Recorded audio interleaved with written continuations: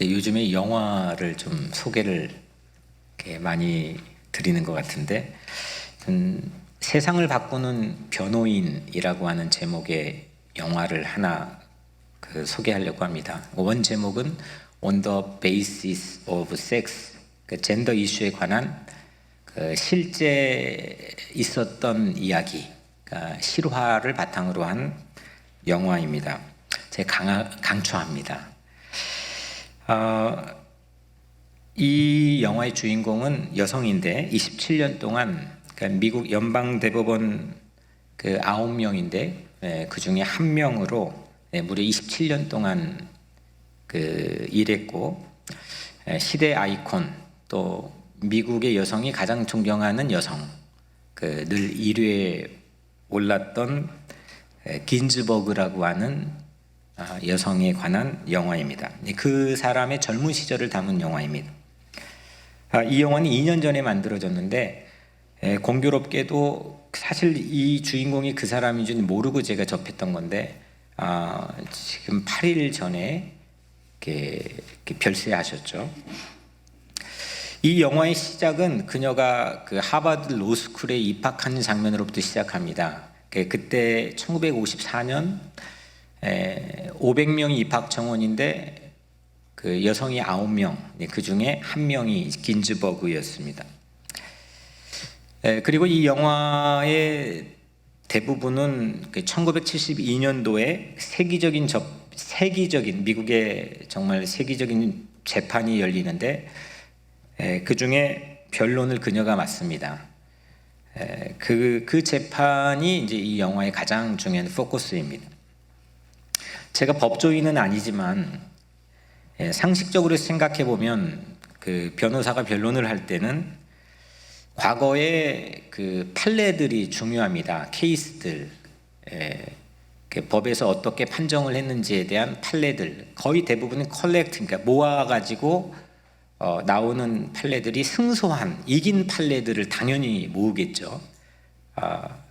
그거에 대해서 조사하고 연구해가지고 그 자료들을 모아가지고 이야기를 하겠죠. 그런데 이 영화에서 나오는 주인공은 전혀 색다르게 거꾸로 좌절된 판례들, 실패한 판례들, 안 된 판례들, 진 판례들, 높은 벽을 실감하게 했던 판례들, 그런 판례들을 가지고 이야기를 합니다. 이 영화는 젠더 이슈에 관한 삶을 평생 살아온 긴즈버그라는 사람에 관한 전기 영화인데, 처음으로 미국에서 여성으로서의 사는 게 아주 많은 차별과 또 불합리한 어떤 상황입니다라고 법정으로 그 스토리를 가져와서 재판을 했던 게 1870 몇 년, 그러니까 이 영화로부터 딱 100년 전입니다. 그 판례가 이제 물론 진짜 패소한 진 판례인데, 여성이 저 남부지방에서 변호사 자격을 취득했는데 여자라고 하는 이유 때문에 일을 할 수 없다. 그래서 일을 하게 해달라. 그렇게 처음 아무도 시도해보지 않았던 그런 재판을 걸었는데 졌습니다. 당연히. 이것이 규정된 성 역할, 여성이라고 하는 성 역할의 반기를 들고 법정을 찾았던 미국 최초의 사건입니다. 근데 이후에 그러면 나아졌느냐? 이 긴즈버그가 재판에서 말하는데 또 두 번째 판례가 나왔고, 세 번째 판례가 나왔고, 네 번째 판례가 나왔는데 계속해서 지구. 그것만 가지고 계속 얘기를 하는 겁니다. 이후 벽을 더 높인 선례 자체가 2개가 되고 3개가 되고 4개가 되었다는 거죠. 이런 거죠. 거봐 안 되잖아. 우리는 보통 그걸 보고 안 되는 일이잖아. 그건 넘어갈 수 없는 일이잖아. 그건 당연한 거잖아. 이렇게 생각할 수 있겠죠. 그 재판에서 이제 반대편 변론을 맡고 있는 정부 변호사가 당시에 미국 법조문이 2만 페이지인데 그걸 전부 다 읽고 거기에서 그 성별의 차이가 그 합법적이다. 그러니까 여자는 집에서 가정을 돌보고 집안을 부양해야지 일할 기회가 동등하게 주어져 있지 않다고 하는 당시의 당연한 사회적 통념 자체가 미국 법 조문에 나와 있는 178개 조항을 들고 이제 나왔습니다. 근데 이 긴즈버그는 거꾸로 또 거꾸로, 그러니까 이게 당연하다라고 하는 그 178개의 조항이 도리어 차별적 조항이다.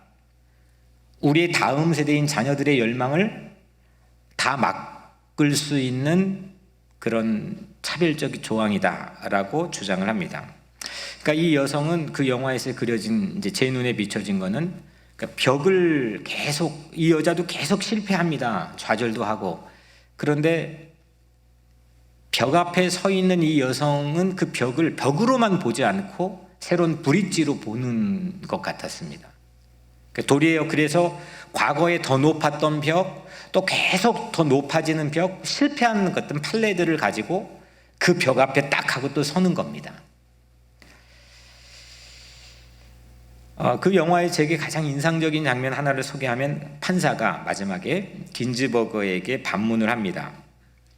1세기에 걸친 판례들, 100년에 걸친 선례들을 그럼 뒤집으라는 겁니까? 여성이라고 하는 단어가 미국 헌법에 한 번도 나오지 않았습니다. 이 말을 합니다. 긴즈버그가 이때 이렇게 답합니다. 자유라고 하는 단어도 마찬가지이지요.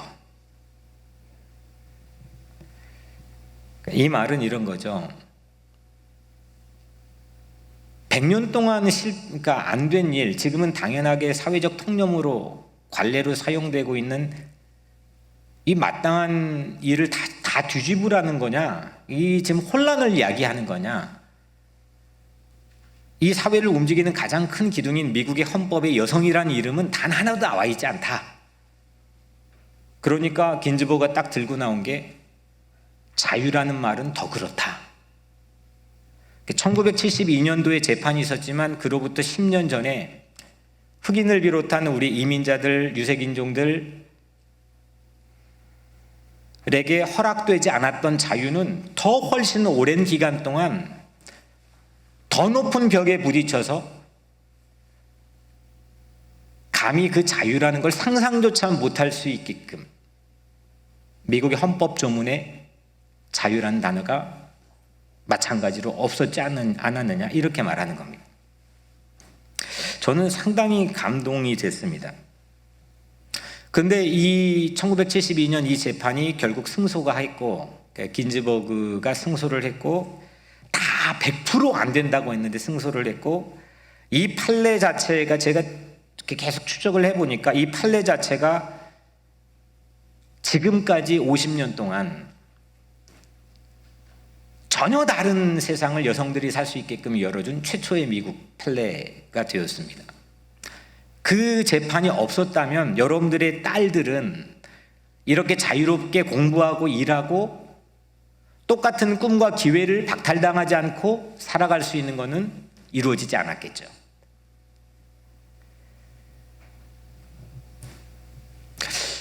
이 재판의 기록도 제가 찾아보고 또 영화와 다른 무슨 면이 있을까 또 그 이후에도 쭉 찾아봤는데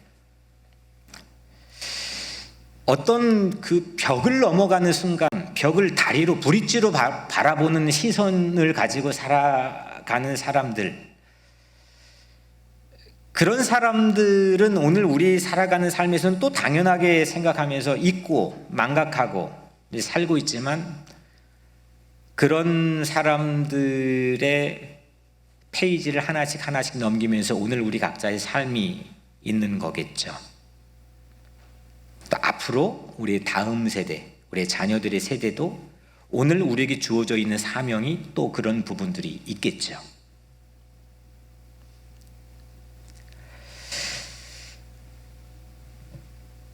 벽을 넘어, 오늘 설교 제목인데 벽을 넘어, 원래 미음, 너머에 미음을 붙이면 넘어가는 동작을 나타낸답니다. 그리고 미음을 없애는 오늘 설교의 제목인 넘어, 넘어는 그 벽 너머에 있는 스페이스, 그 공간을 말한다고 합니다.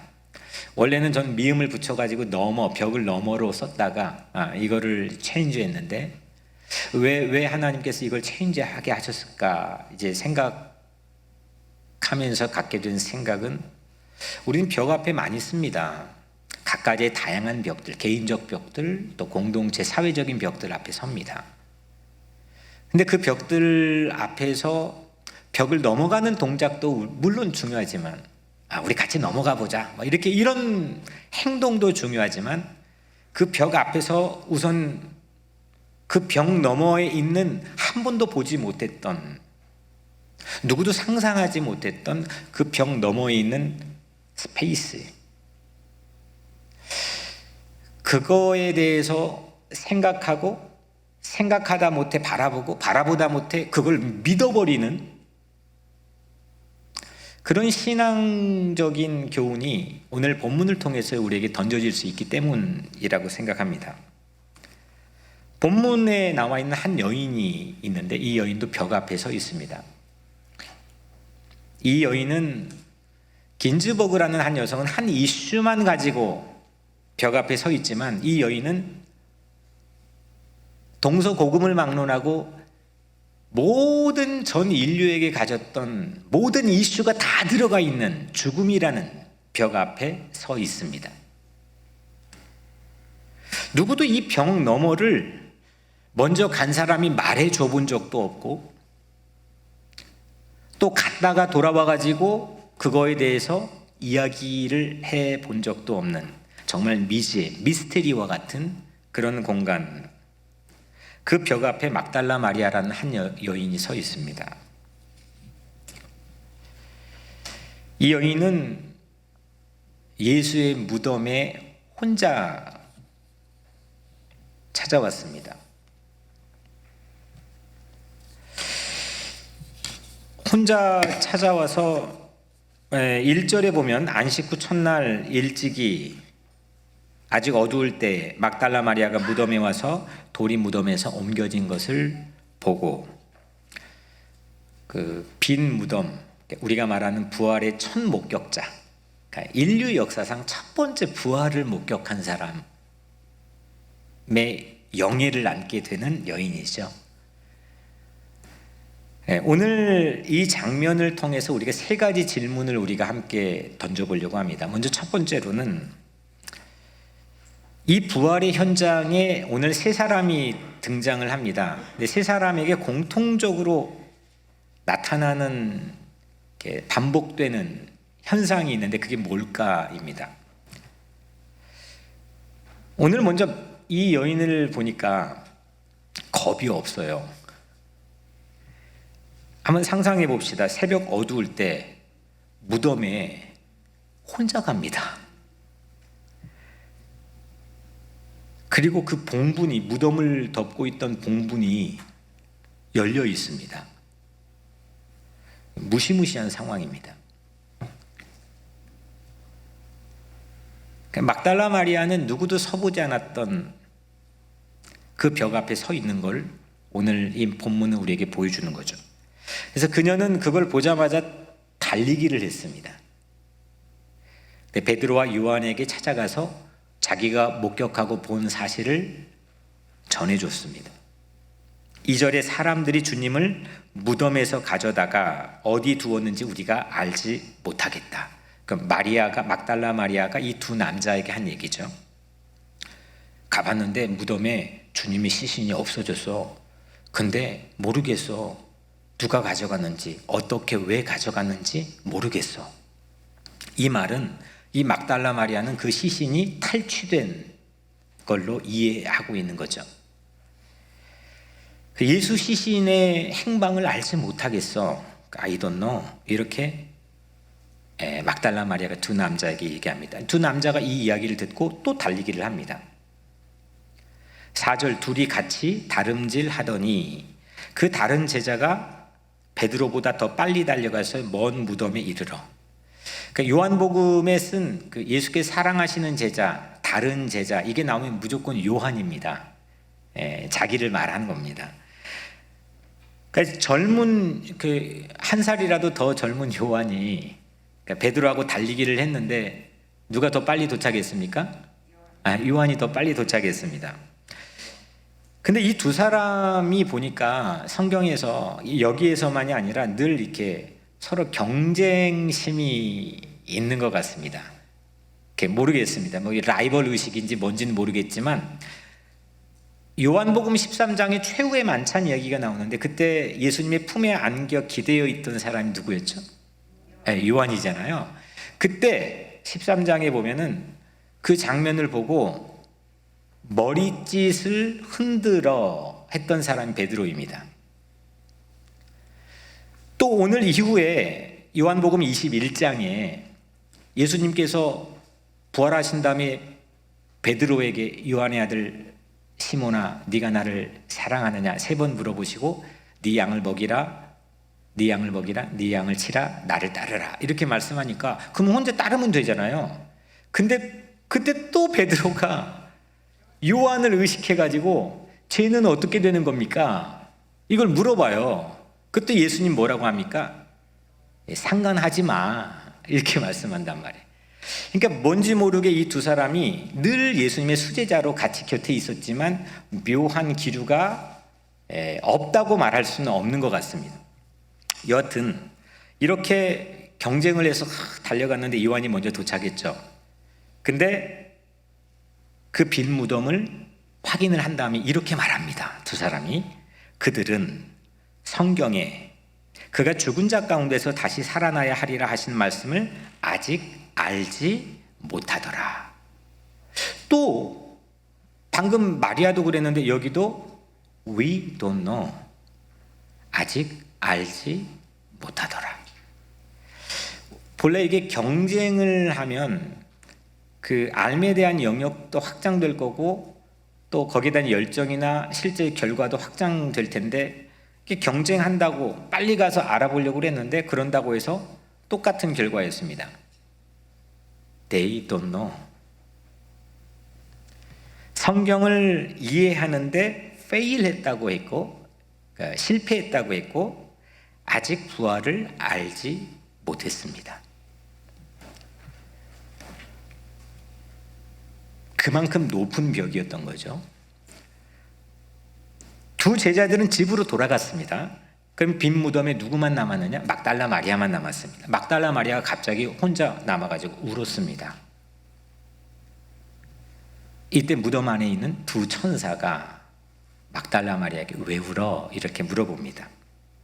이때 그녀가 대답하죠. 13절에 사람들이 내 주님을 어디에다가 옮겨 어디에 두었는지 내가 알지 못함이니이다.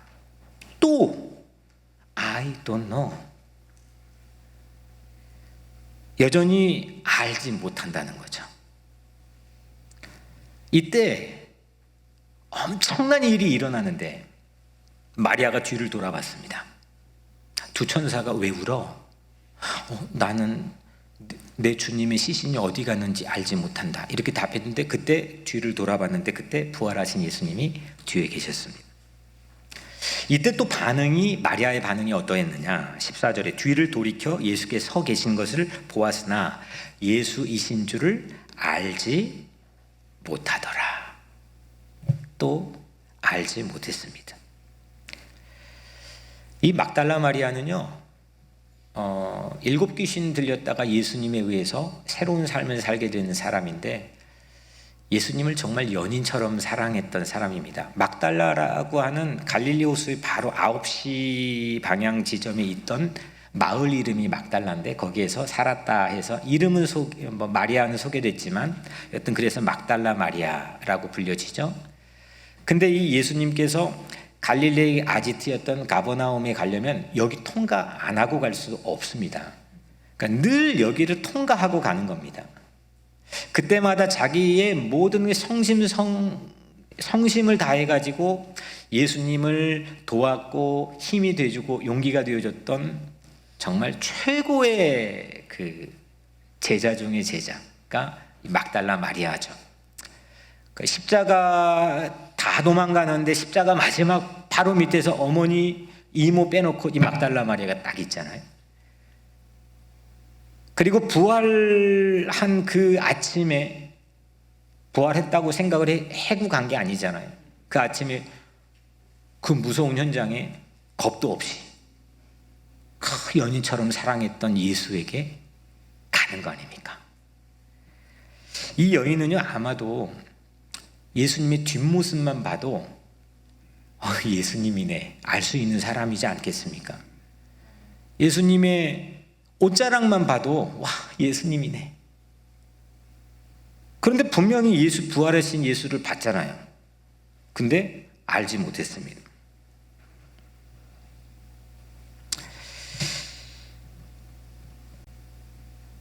부활 현장에서 오늘 첫 번째 보여줬던 이 세 사람이 보여줬던 하나의 중요한 결론은 I don't know입니다. 모두 다 알지 못했습니다.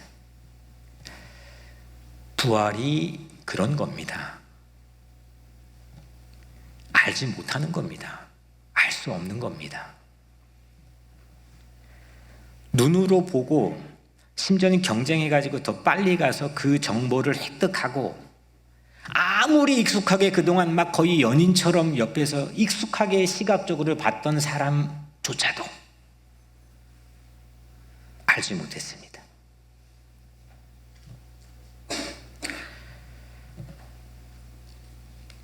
부활은 눈으로 시각으로 확인해서 알 수 있는 게 아니라는 것을 우리가 오늘 이 모습을 통해서 알 수 있지 않겠습니까? 우리 눈에 익숙한 것으로 부활은 아무런 답을 우리에게 해주지 않습니다. 우리는 I don't know, we don't know. 이 부활은 한 번도 가보지 않았던 벽 너머입니다. 그냥 뭐 이전에 좀 해봤던 익숙했던 뭐 그런 것들이 아닙니다. 이렇게 보지 않았던 겁니다. 과거에 통했던 선례 케이스들, 언젠가 예전에 통했는데, 구경했는데, 어디에서 통했는데, 나에게 익숙한 건데, 이런 판례들을 가지고 벽을 넘어볼 수 있는 게 아닙니다. 내가 그 예수님 나만큼 잘하는 사람이 있어? 나만큼 달리기 빨리 하는 사람이 있어? 이런 어떤 성공 판례를 가지고 거기에 명함을 내밀 수 있는 게 아닙니다. 그거 가지고 알 수 있는 게 아니라는 겁니다. 뭐 교회 오래 다녔다, 저처럼 뭐 신학을 했다, 뭐 목사다, 뭐 이런 걸 가지고 알 수 있는 게 아니라는 겁니다. 근데 그걸로 알 수 있는 것처럼 생각하며 착시 현상을 일으키는 모습들이 세상에 적지 않습니다. 도리어 과거에 전혀 한 번도 통해보지 않았던, 늘 좌절하고 실패하고 무너지고 늘 자빠지고 그건 안 될 수밖에 없는 그런 내 인생의 개인적이건 공동체적인 판례들, 그걸 인정하는 것 벽 너머에 부활이 있는 겁니다. 그 부활은 미스테리입니다. 이걸 먼저 우리가 인정해야 됩니다. 부활은 우리의 영역이 아니라 하나님의 영역입니다. 부활은 설명하고 이해하는 게 아니라 이건 하나님의 신비로운 영역입니다. 첫 번째 질문은 그들이 세 명이 부활 현장에서 보여준 모습은 I don't know, 알지 못했더라 입니다. 두 번째 질문은 이 신비로운 찰나가 이제 보여집니다. 부활 다시 산 예수를, 죽었다 다시 산 예수를 역사상 처음으로 인식하는 찰나가 오늘 이제 공개가 되죠. 예수님이네. 근데 그렇게 알게 된 게 무엇 때문이냐는 겁니다. 그 부활한 예수를 인식하게 된 그 경위와 원인이 무엇 때문이냐는 겁니다. 성경은 무엇 때문이라고 우리에게 말하고 있냐는 겁니다.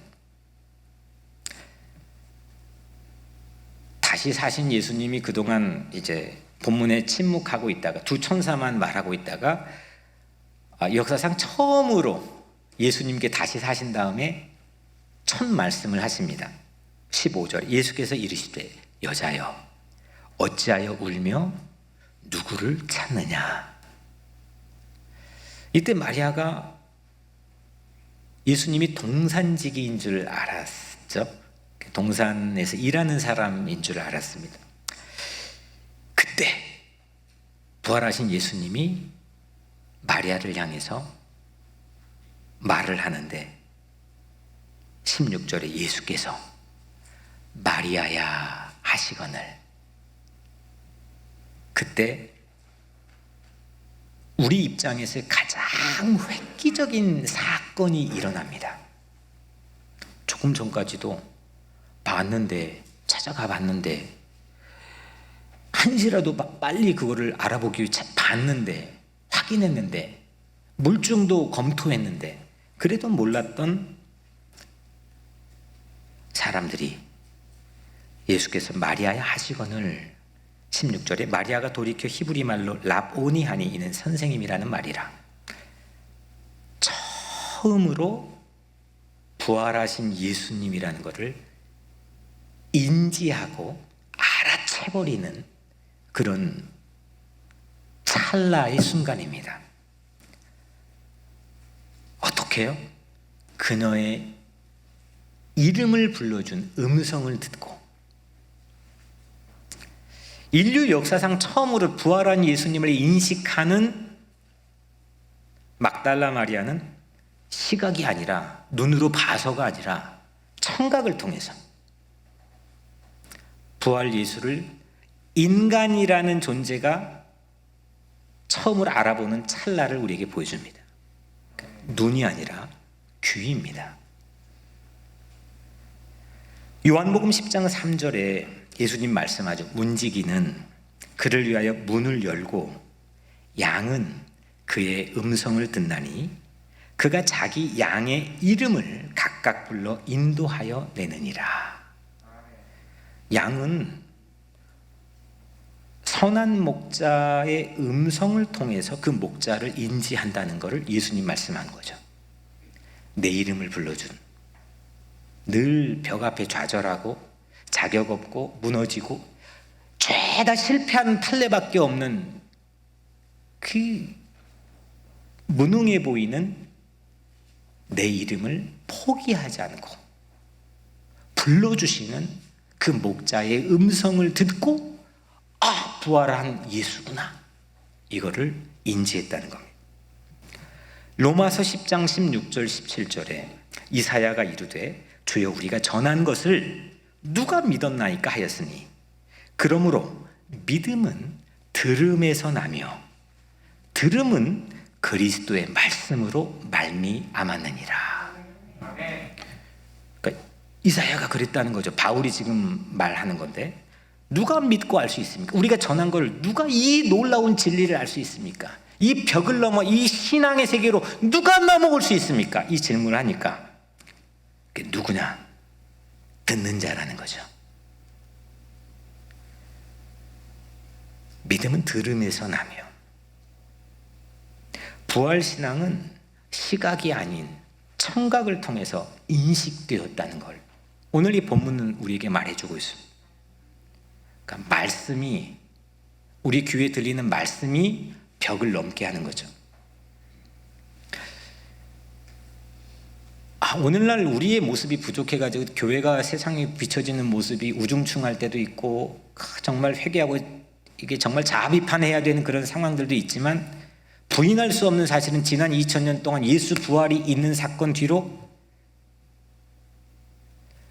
이 하나님의 말씀, 이 성경 하나가 던져지는 자리마다 놀라운 일이 일어났습니다. 벽이 무너졌습니다. 1870년 조선 땅에 이게 던져지니까 쌍놈과 양반이 조선 500년 동안 겸상이라는 건 상상도 못했는데 함께 밥상에 앉아서 밥을 먹었습니다. 우리나라 초기 크리스천들이.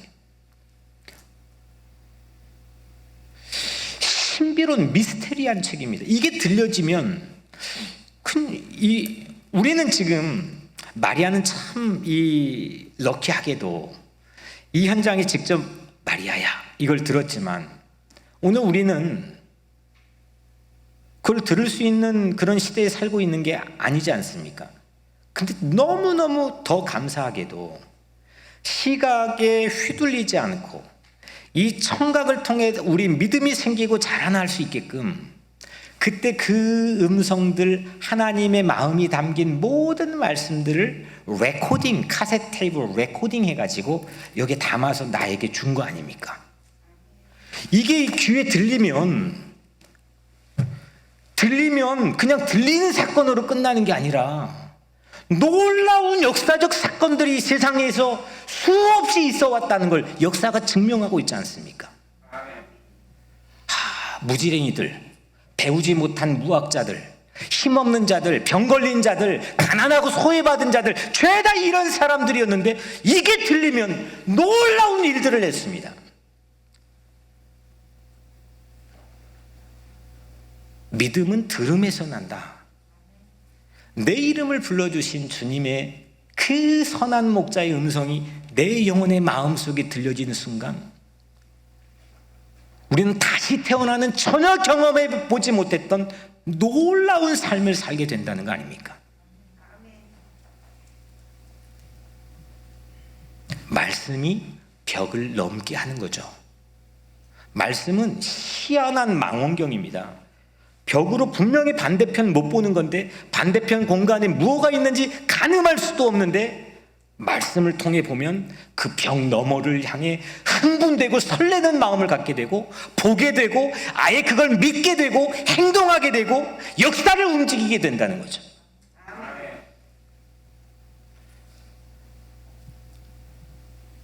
내게 주신 진리의 말씀이 자곡자곡 내 안에 쌓여나갈 때 벽을 넘어 볼 수 있고 벽을 넘어 갈 수 있는 믿음이 오늘 여러분들의 삶 안에서도 자라나게 되기를 주님의 이름으로 간절히 축복합니다. 말씀이 그러면 언제 들려지느냐? 아무 때나 들려지느냐? 내게도 나의 레마의 말씀이 들려지면 나에게 주신 말씀이 들려지면 좋은데 언제 이게 들려지느냐?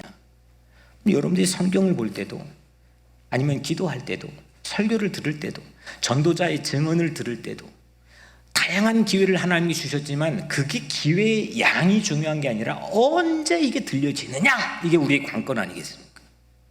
이게 들려지면 이제 끝나는 겁니다.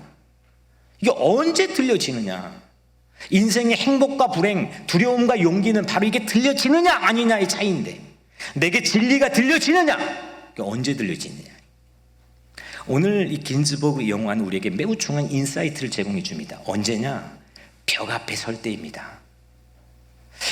벽과 거리를 두고 이건 안 되지, 이건 뭐 판례가 이렇잖아, 그냥 이 안에서 고만고만하게 그냥 놀이터처럼 노는 자리에서는 절대 들려지지 않습니다. 벽을 직면하고 그 벽이 얼마나 육중한 건지를 실감하고 그 앞에서 오늘 뭐 울던 뭐 하던 이 마리아처럼 처참한 절망감에, 당혹감에, 두려움에, 불안감에, 외로움에 휩싸여 있을 때 그때 주님은 우리에게 말씀해 주시고 그 말씀이 나에게 들려지는 거죠.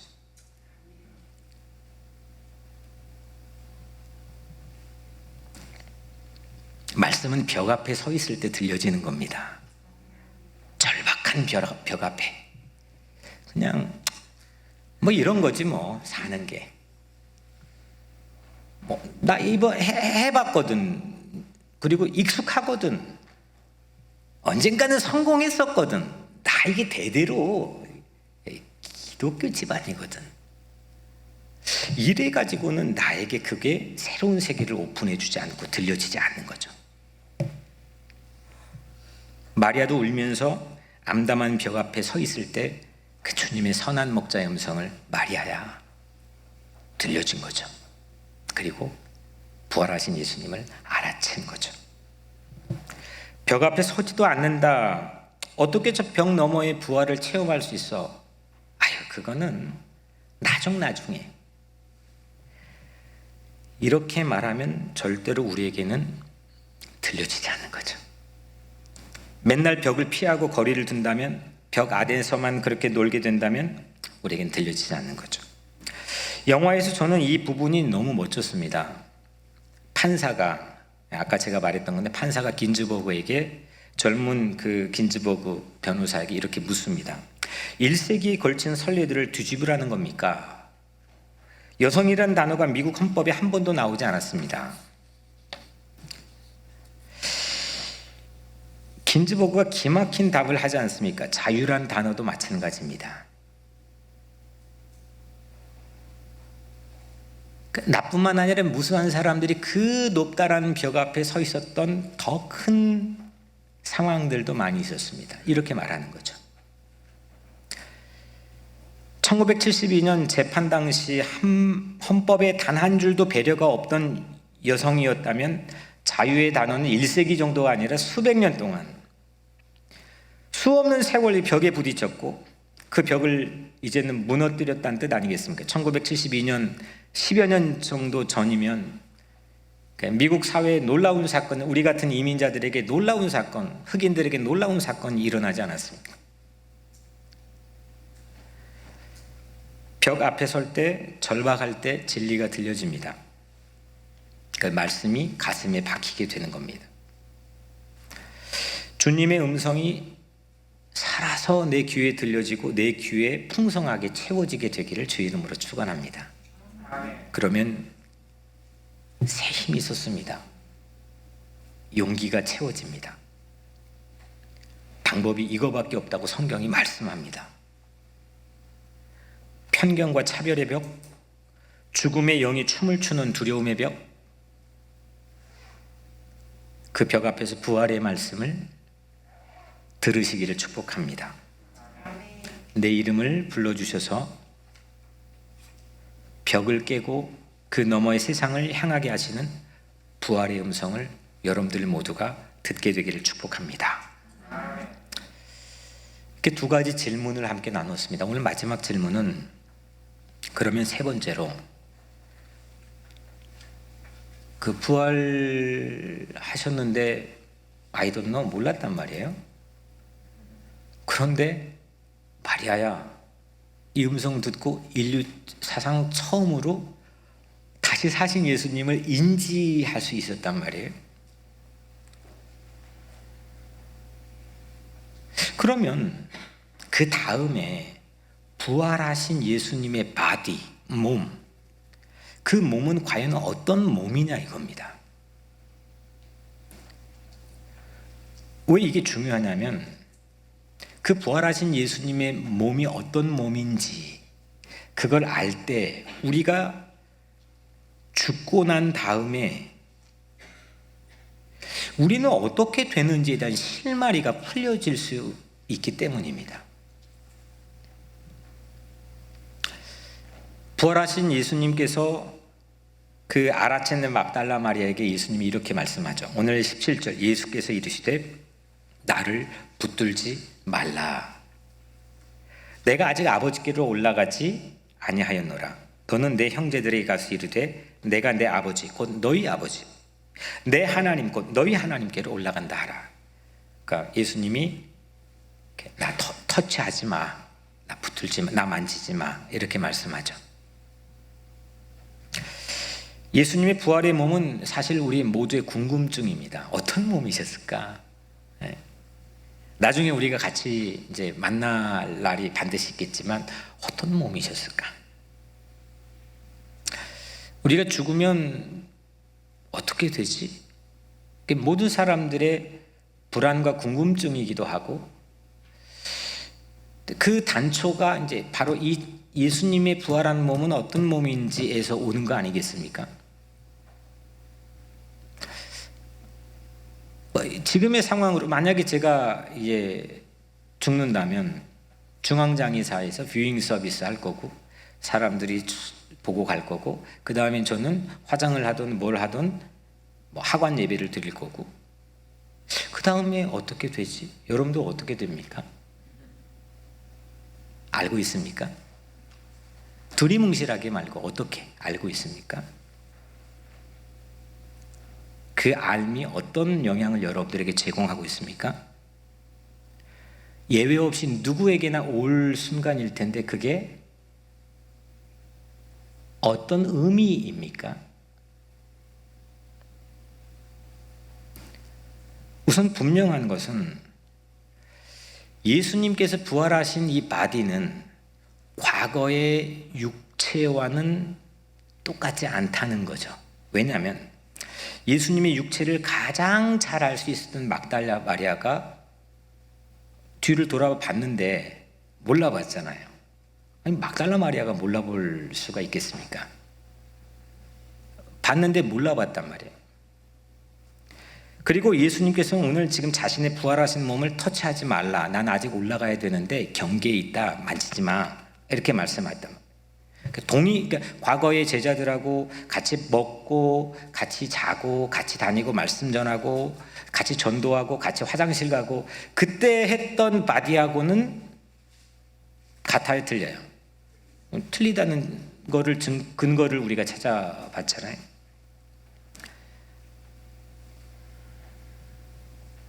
근데 이 예수의 참 이게 공교롭게도 예수의 부활을 직접 본 적이 없는, 그러니까 예수 자체를 본 적이 없는, 실질적인 그 과거의 육신을 갖고 있는 예수를 본 적이 없는 저 타국에 살던 2세, 그 젊은 2세가 부활을 가장 잘 표현을 합니다. 그게 바울이죠. 아예 우리는 후대 사람들이 부활장이라고 닉네임을 붙인 고린도전서 15장 전체죠. 고린도전서 15장을 보면은 바울이 이런 질문을 합니다. 15장 35절에 누가 묻기를 죽은 자들이 어떻게 다시 살아나며 어떠한 몸으로 오느냐, 이 질문을 합니다. 우리 질문이죠. 우리 죽으면 어떤 몸이 되냐? 사후에 부활하는 몸은 어떤 몸이냐? 바울이 이렇게 이야기를 풀어나갑니다. 15장 37절에 네가 뿌리는 것은 장래의 형체를 뿌리는 것이 아니요 다만 밀이나 다른 것의 알맹이 뿐이로되. 그러니까 지금 네가 뿌리고 있는 건, 그러니까 정원일, 가드닝 하는 거에 비유해서 이 부활하는 몸을 바울이 지금 설명을 하고 있는데, 네가 지금 육체를 갖고 사는 것, 그리고 너가 죽으면 그 육체를 매장하는 것, 이것은 장래의 형체를 가지고 사는 게 아니다. 그러니까 씨앗을 심는데 그 씨앗과 그 땅 위로 나오는 식물의 쉐입이 같습니까? 틀립니까? 그러니까 모양이 땅에 심는 씨앗과 위에 나타나는 이 식물하고는 모양이 같아요, 틀려요? 틀리다는 겁니다. 이게 지금 바울이 얘기하는 겁니다. 토마토 씨앗을 보고 토마토의 생김새를 그 토마토 씨앗만 보고 헤아릴 수 있습니까? 없습니까? 없는 거죠. 딸기 씨앗을 보고 씨앗만 보고 이 딸기가 이렇게 됐겠구나라고, 물론 그거를 뭐 이렇게 전문가 이 농부들은 그 너머에 있는 것들을 보겠지만 상식적으로는 지금 불가능하다는 걸 바울이 말하는 겁니다. 이게 다르다는 겁니다. 씨앗과 식물의 쉐입은 다르다는 걸 말하는 거죠. 마찬가지로 이 육체와 부활하는 몸은 쉐입 자체가 다르다는 겁니다. 그러면 오늘 우리가 이 육체를 가지고 살아가는 뭐냐? 완전 다른 거냐? 이건 하나에 연결된 거라는 겁니다. 근데 이 지상 최대 2000년 동안 최고의 이단이었던 마르시온주의들은 이걸 뒤집어 버립니다. 예수는 영으로만 있었던 존재다. 이게 예수 십자가에 이게 매달린 거는 그냥 쇼한 거다. 아프지 않은데 영으로만 원래 존재했던 분이다. 우리 죽으면 영만 있는 거다. 예수님께서는 우리에게 그렇게 보여주지 않았잖아요.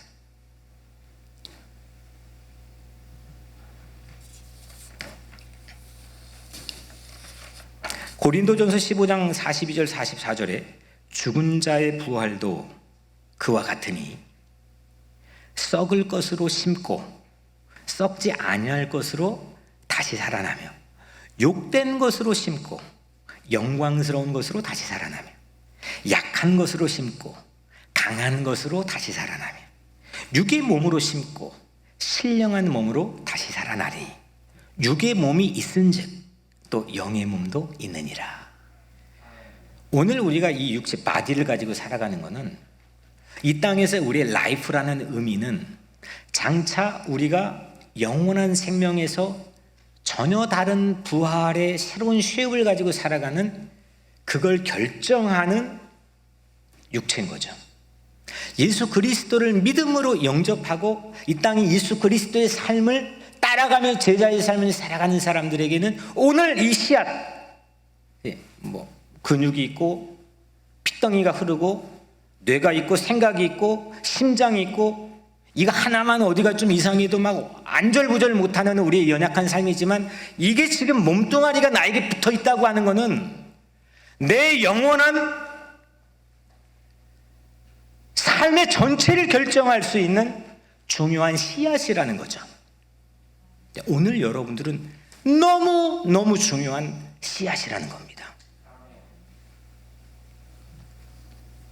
우리 육체는 아직 부활 이전에 씨앗을 보고 있는 거죠. 현재 육체는 밑그림 정도에 불과하지만 이 밑그림이 전체를 결정하고 전체를 좌우하는 매우 중차대한 씨앗의 형태라는 것을 성경은 우리에게 말씀하고 있는 겁니다. 그리고 이 벽을 넘어가면 우리가 죽게 되면 우리에게 신령한 부활의 몸이 있다는 거죠. 썩지 않을 것, 아무리 해도 부패하지 않을 것, 영광스러운 것, 강한 것, 신령한 것, 그것이 우리에게 기다려진다는 겁니다. 믿음으로 이 벽 너머에 있는 그 신령한 것, 강한 것, 이런 그 썩지 않을 것, 이거를 믿음의 눈으로 바라보고 그 벽 너머에 바라보고 사는 것, 그거를 우리는 기독교의 소망, 기독교의 희망이라고 이야기하는 거죠. 그 기독교의 희망은 이 귀로 하나님의 말씀을 듣고 그 믿음의 망원경을 갖게 되는 거고, 그 믿음의 망원경을 가지고 세상의 어떤 차별과 철폐, 모든 열악한 장애의 상황에 앞에 놓여 있다 할지라도 그 너머에 있는 것, 희망을 말할 수 있는 사람들이 예수 믿는 사람들이라는 거죠. 사랑하는 성도 여러분, 이전에 성공해 본 정도 앞에 확률적으로 5%건 10%건 가능성이 있어 본 것, 그 정도의 벽 앞에 어디서 봤는데 좀 익숙한데 이런 정도의 벽 앞에 서는 게 아닙니다. 부활이라고 하는 것, 부활은 전혀 알지 못하는 벽 앞에 우리 모두가 서는 거죠. 그 벽 앞에서 목자의 음성을 여러분들 모두가 듣게 되기를 축복합니다. 주님의 음성, 날 사랑하시고 내 이름을 불러주신 주님의 음성을 여러분들 모두가 듣게 되기를 축복합니다. 나도 나를 포기하고 싶은데, 나도 나를 그냥 그런가 보다 하고 넘어가고 싶은데, 피하고 싶은데 포기하지 않고 바요나, 시모나, 마리아야, 아브라함아, 모세야, 끊임없이 이름을 불러 세워주시는 하나님의 말씀, 하나님의 음성이 오늘 여러분들의 영적인 귀에 들려지기를 축복합니다. 이때 어떤 불가능 너머에, 어떤 높은 벽 너머에 죄다 100% 실패한 판례밖에 없는 내 인생이건 이 역사건 그 너머에 공간을 바라볼 수 있고, 그걸 바라볼 뿐만 아니라 넘어갈 수 있고 깨트릴 수 있고 부숴버릴 수 있는 그런 희망의 사람, 그런 교회 공동체가 오늘 여러분들 모두가 되기를 주님의 이름으로 간절히 축복합니다. 기도하겠습니다.